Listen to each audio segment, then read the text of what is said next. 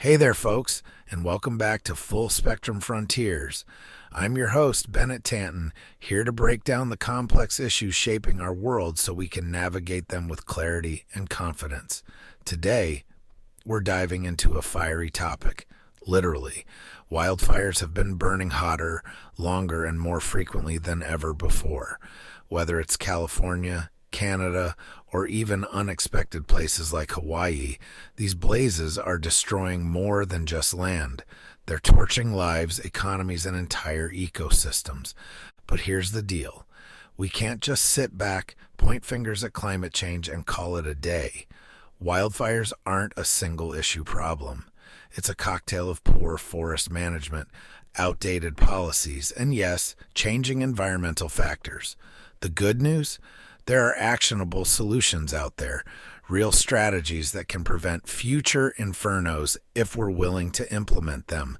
And that's what this episode is all about. We'll start by dissecting why these wildfires are happening at such an alarming rate, what's fueling them, and what's stopping us from putting the brakes on this fiery trend. Then we'll explore cutting-edge prevention techniques, from the ancient practice of controlled burns to high-tech tools like AI fire detection. And finally, we'll zoom out and look at the bigger picture, the policies and cultural shifts that need to happen if we're serious about safeguarding our communities and natural spaces. But before we dive in, I've got a favor to ask. If you find value in today's episode, please take a moment to like, share, and leave a review. It helps the podcast grow and ensures these important conversations reach more people. Also, don't forget to subscribe so you never miss an episode of Full Spectrum Frontiers. All right, let's fan the flames of curiosity and extinguish some ignorance. Let's get started.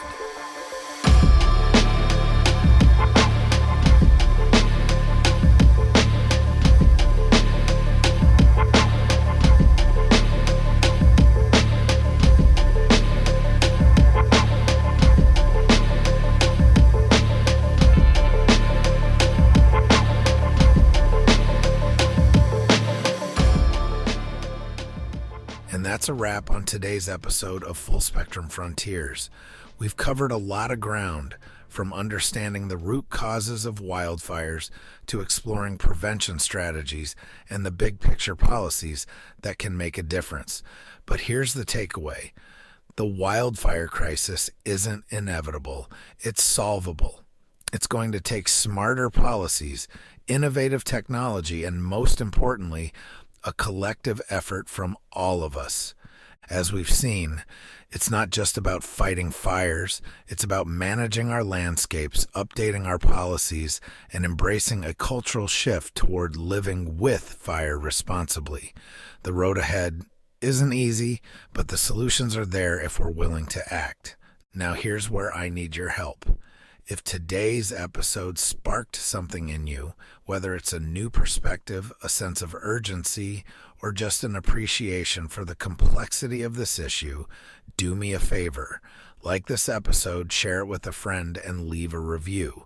Your feedback helps this podcast grow and ensures these important conversations reach the people who need to hear them. And don't forget to subscribe so you never miss an episode of Full Spectrum Frontiers. We've got a lot more to unpack in the coming weeks, everything from national security challenges to how global conflicts impact your daily life. Until next time, stay curious, stay informed, and as always, keep pushing the frontiers of knowledge. I'm Bennett Tanton, signing off. See you on the next episode.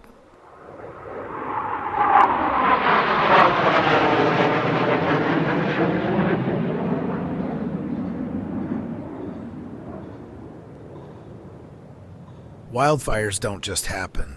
They're not a random act of nature like lightning or a freak meteor shower. These disasters are the product of a perfect storm, a mix of environmental conditions, human mismanagement, and policy oversights. To really understand why wildfires are burning more intensely and frequently than ever before, we need to peel back the layers of this issue. Fueling the flames, mismanaged forests. Let's start with a big one: forest management.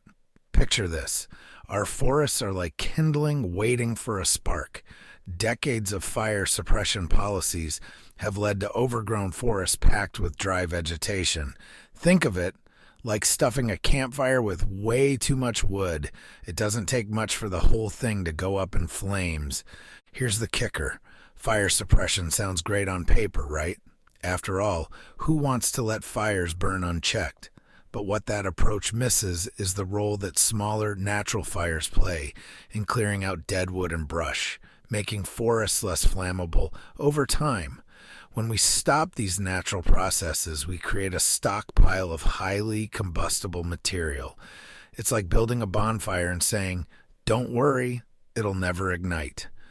Spoiler alert, it does. Environmental policy. Good intentions, bad outcomes. Now, let's talk about environmental policies, particularly the ones that sound great but don't work in the real world. For example, restrictions on logging and land clearing are often designed to protect ecosystems, and that's important. But when those restrictions are so tight that they prevent responsible thinning of forests, we end up with dense, unhealthy woods that are prone to catastrophic fires. And then there's urban sprawl. More and more people are building homes in fire-prone areas, creating what experts call the wildland-urban interface. It's a fancy way of saying we're living right next to the danger zone. Policies haven't kept up with this trend, meaning there's little guidance or enforcement when it comes to fire-safe building codes or defensible space around properties. Climate patterns, the final piece of the puzzle. Of course, we can't ignore climate patterns. Rising temperatures and prolonged droughts are turning what used to be seasonal fire risks into year-round threats. Add in more frequent wind events, like California's infamous Santa Anas, and you've got the perfect recipe for disaster. But let's be clear, climate change isn't the sole villain here. It's more like an accelerant. The real issue is how unprepared we are to deal with these conditions. The forests, the policies, and the infrastructure, they're all primed to fail when the heat turns up. A wake-up call in numbers. If you're a numbers person, here's some perspective. In the United States alone, wildfires burned over 7.6 million acres in 2023. That's larger than the state of Massachusetts. And while the financial toll is staggering, billions of dollars in damages, the human cost is even harder to quantify. Families losing homes, firefighters risking their lives, ecosystems being wiped out. It's devastation on every level. The common denominator. When you step back, a pattern emerges. Wildfires are a symptom of broader systemic issues. They expose our inability to balance human needs with environmental realities. Whether it's poor forest management, restrictive policies, or climate impacts, the root cause is the same: short-term thinking. We've spent decades ignoring the signals, and now we're paying the price. Up next, we'll look at how we can turn the tide with prevention strategies that don't just reduce the risk, but actively reshape how we coexist with fire-prone landscapes. Stick with me. This is where it gets both practical and exciting.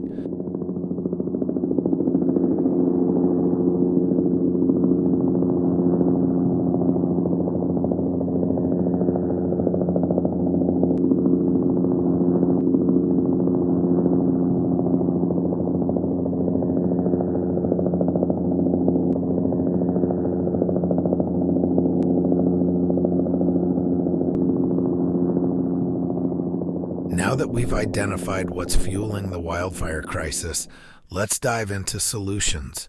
Spoiler alert, there's no single magic fix. It's a multi-pronged approach combining traditional methods, cutting-edge technology, and policy reforms. But here's the good news. Each of these strategies is actionable, and together they could reshape how we manage wildfires for generations to come. Controlled burns, fighting fire with fire. Controlled burns or prescribed fires are one of the oldest and most effective wildfire prevention tools. Indigenous communities have used them for centuries to manage forests and grasslands.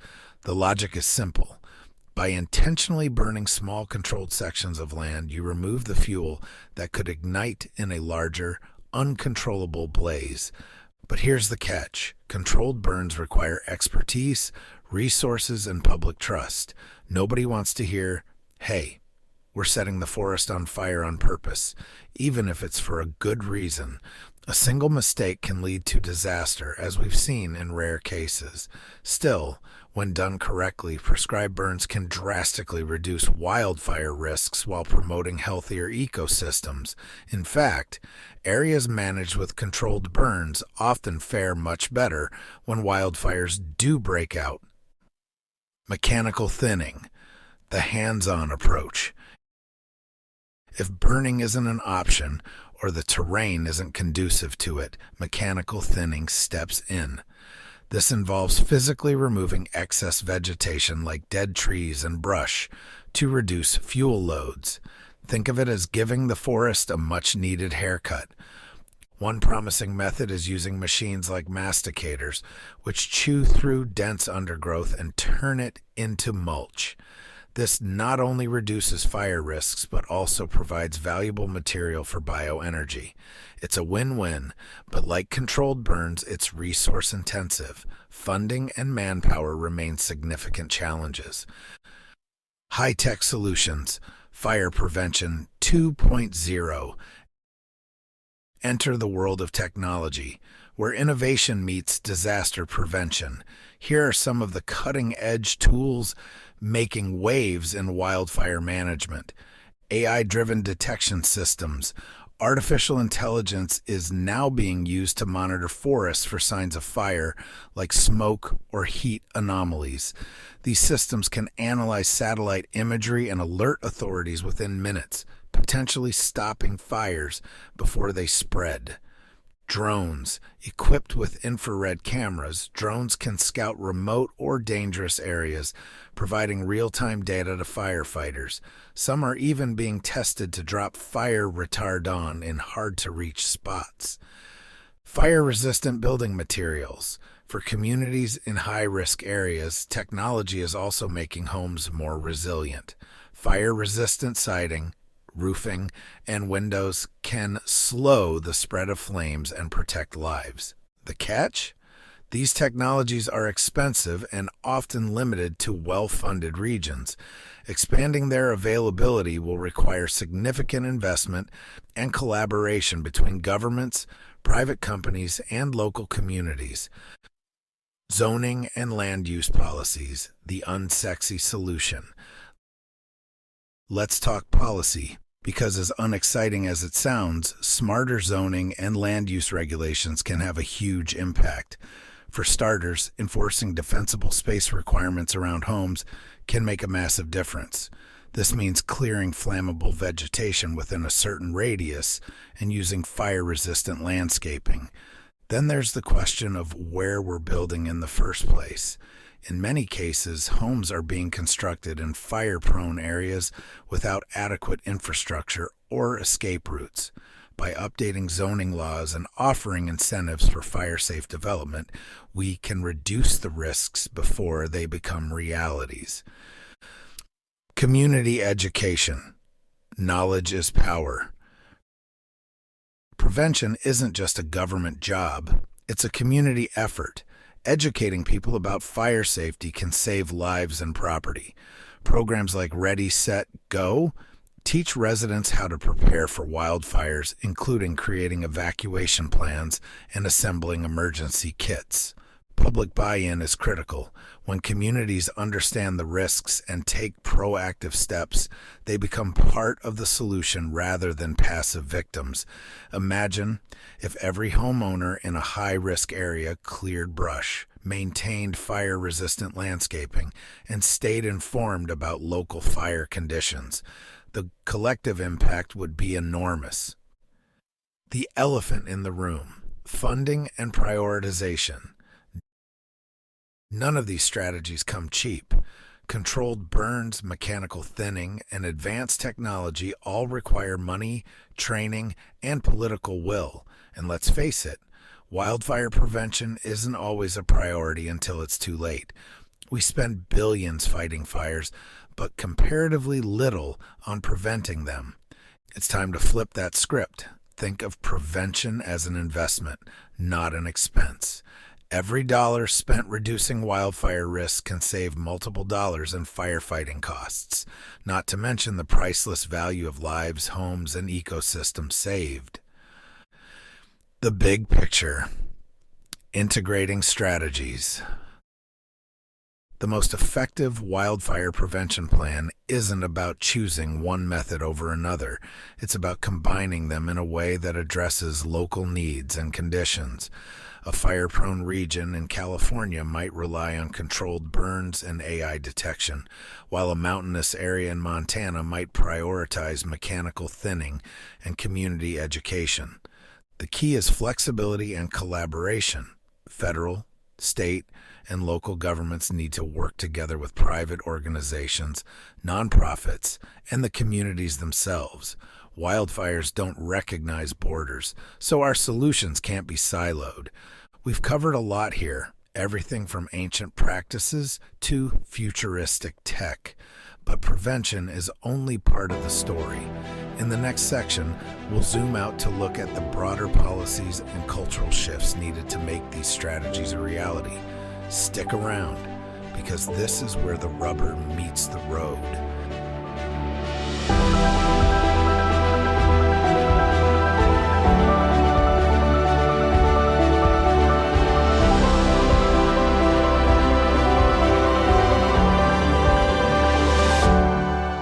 Now that we've broken down the nuts and bolts of wildfire prevention, it's time to zoom out and ask the bigger questions. How do we turn these ideas into action? What cultural and policy changes need to happen to move the needle? Spoiler, it's going to take all of us, policymakers, communities, and individuals working together to tackle this head on. Policy reform, building a fire-smart nation. First things first, we need smarter policies. Let's start with forest management. For years, federal and state agencies have been hamstrung by outdated rules that make it nearly impossible to thin forests or conduct prescribed burns at the scale needed. Environmental impact studies, while important, often take years to complete, delaying crucial work. We need to streamline these processes without sacrificing environmental oversight. Then there's funding. Wildfire prevention programs are chronically underfunded compared to firefighting efforts. It's like spending all your money fixing a broken dam instead of reinforcing it before it bursts. A shift in budget priorities, allocating more resources to prevention, isn't just smart, it's essential. Public-private partnerships, innovation through collaboration. One promising avenue is collaboration between governments and private industry. Companies specializing in technology, forestry, and construction can bring innovative solutions to the table. Imagine if Silicon Valley put half as much effort into wildfire detection as it does into making the next viral app. AI-driven fire monitoring systems, drone technology, and fire-resistant materials could all scale faster with public-private partnerships. At the same time, the private sector benefits from stable ecosystems and communities. Wildfires disrupt supply chains, damage infrastructure, and hurt local economies. It's in everyone's interest to invest in prevention. The role of local communities. Here's where the rubber meets the road. Policies and technology mean nothing if communities don't embrace them. Local governments need to enforce fire-safe building codes and zoning regulations. Homeowners need to take responsibility for maintaining defensible space and using fire-resistant materials. But let's be real, this is easier said than done. Many communities in fire-prone areas lack the resources or knowledge to make these changes. That's where education and outreach come in. Programs like Community Wildfire Protection Plans, CWPPs, bring together residents, firefighters, and local officials to create tailored strategies for reducing risk.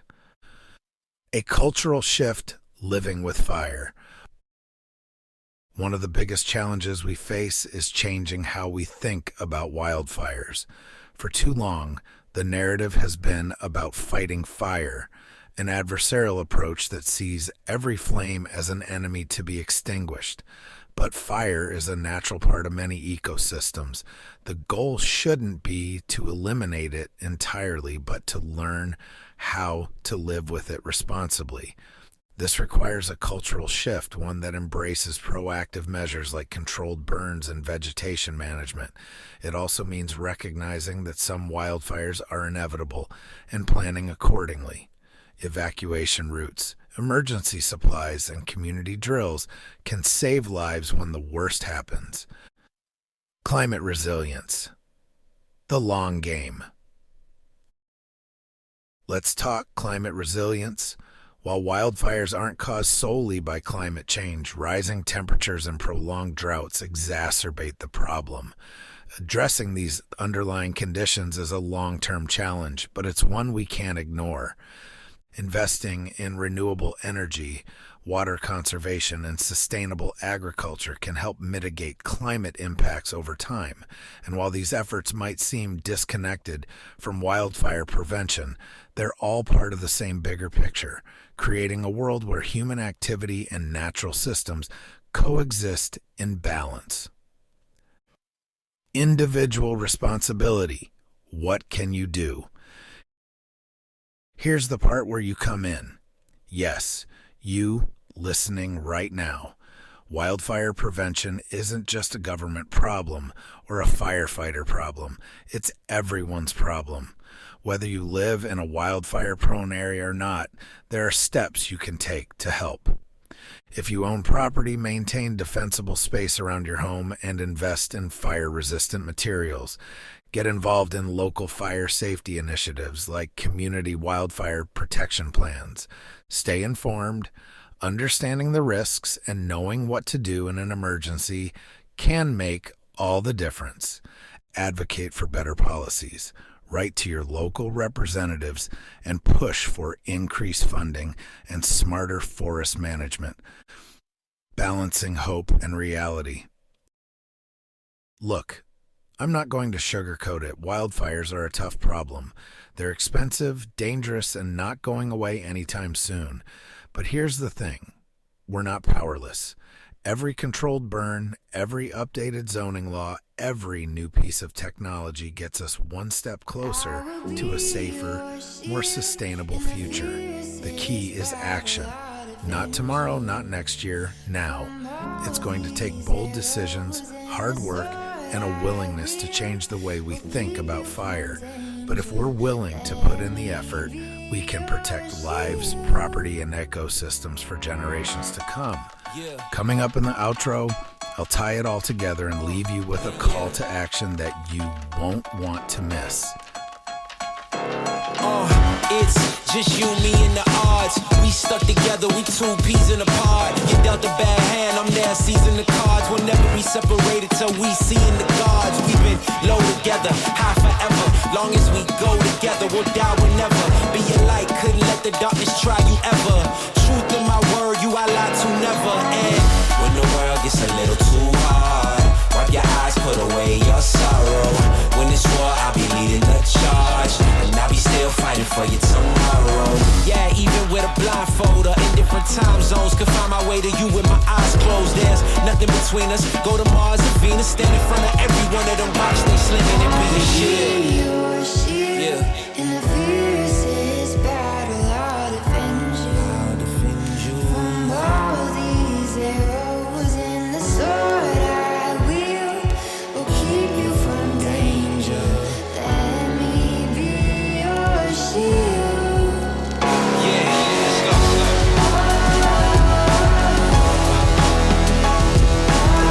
Let me be your shield, let me be your shield. Let me be your shield, let me be your shield.